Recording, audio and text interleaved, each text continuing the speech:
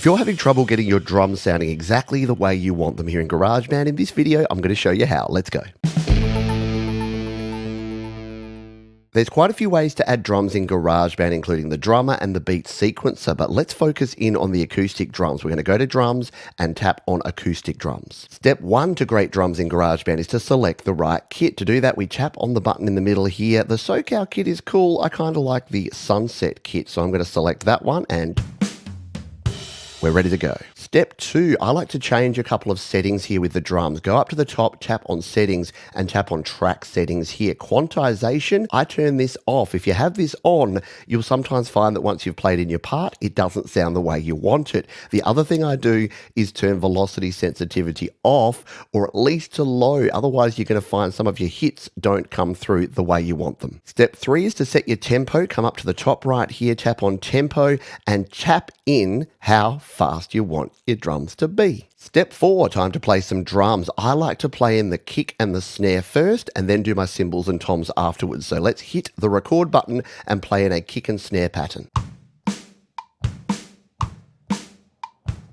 And there we go, we've got our kick and snare recorded. Step five, let's record some cymbals over the top here. There's two ways to do that. If we go here to our settings and to track settings, make sure that recording merge recordings is on, and then we can actually record our cymbals straight over the top of the drums on this same track. Now that's worked fine, but if you want to do it the way I prefer, if you undo that one, what I like to do is tap and duplicate these drums and record my cymbals onto a separate track. That way I've got control over the volume and effects on my kick and snare against my cymbals. Step six is to edit, because you would have seen there was some hits and some things that we didn't want there. So if we tap on the drums and tap on edit, it'll open our MIDI note editor. So our kick and snare looks pretty good there, but let's check these cymbals and make sure that these are okay.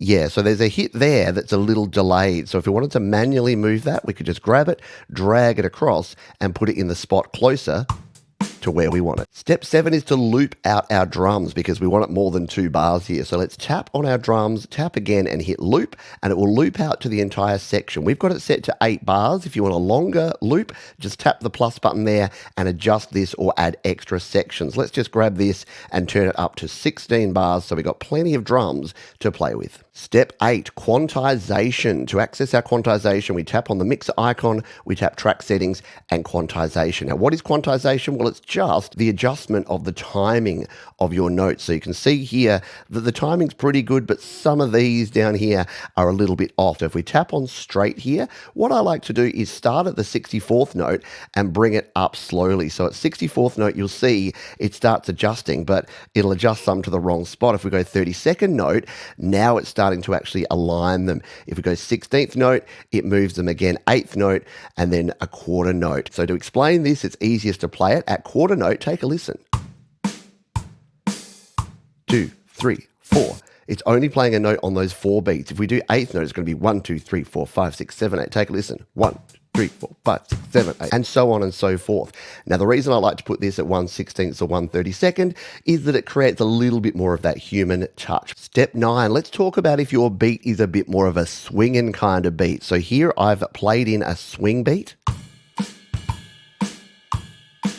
So you can hear, instead of just being right on the grid, it's swinging a little bit more. If we put straight quantization on this, take a listen to what's going to happen. It's not going to sound cool at all.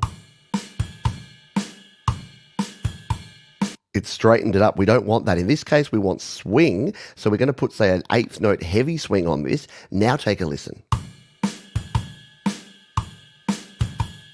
Perfect. And if you want to know about triplet, that's just where you have 1, 2, 3, 1, 2, 3, 1, 2, 3. It's a slightly different type of rhythm, which you can experiment with in your own time. And finally, step 10, let's talk velocity. If, like me, you've taken the advice and you haven't used velocity sensitivity here, what you can do is actually adjust your velocity by tapping on your track, hitting the edit button there, and then you can actually come in here and dial in a different velocity level. So say we wanted this second cymbal hit to be a little harder, we can actually make that and that one and turn up the velocity, and you can adjust these for each and every hit. Now take a listen to this second hit.